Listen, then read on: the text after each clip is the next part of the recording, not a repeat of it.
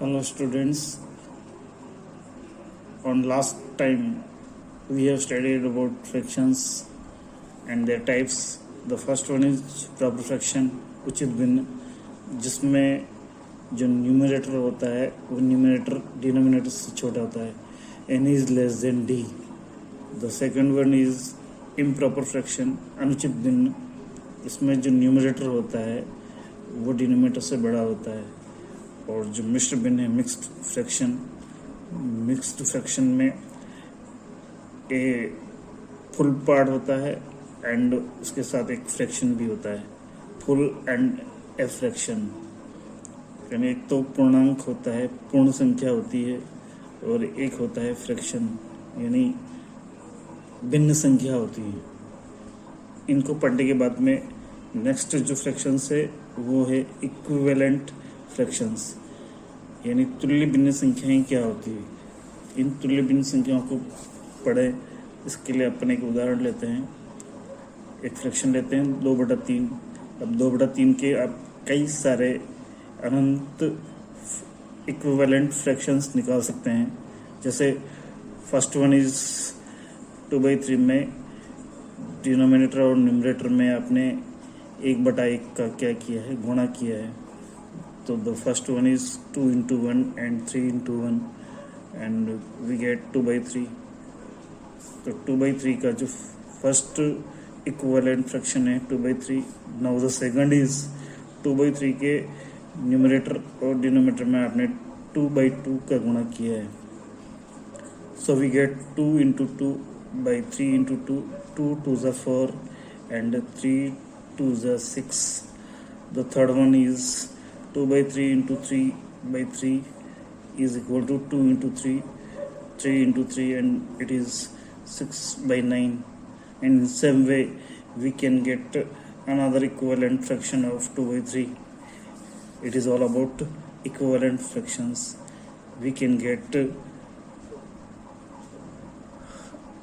any equivalent fractions of any fractions. Now we have to know about ascending and descending order of fractions.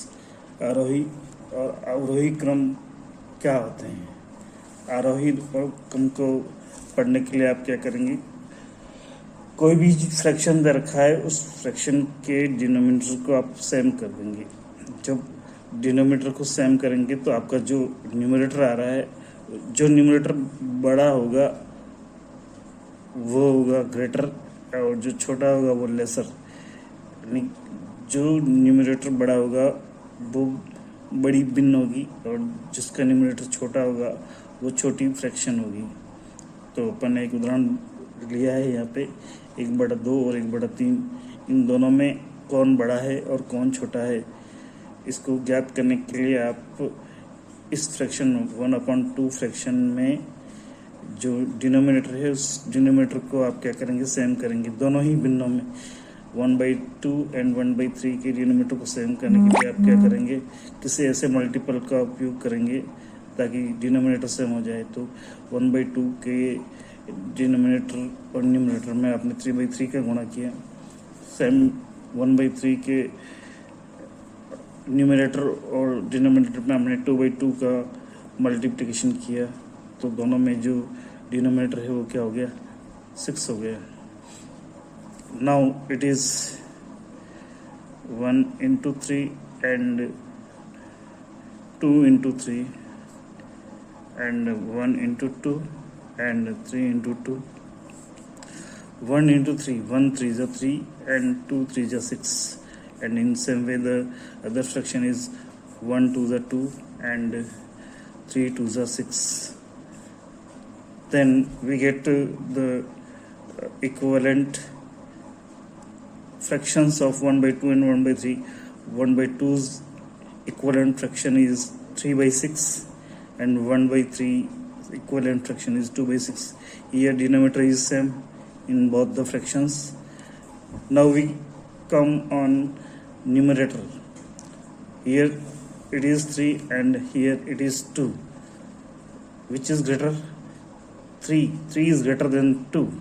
So the 3/6 is greater than 2 by 6, and in same way we can say 1 by 2 is greater than 1 by 3. 3/6 2/6 से बड़ा है, और आपकी जो दी गई भिन्न संख्याएं हैं, फ्रैक्शंस हैं, उसमें 1/2 1/3 से बड़ा है। इस प्रकार से आप क्या करेंगे, आरोही क्रम और अवरोही क्रम को लिखेंगे। Now the next one is to solve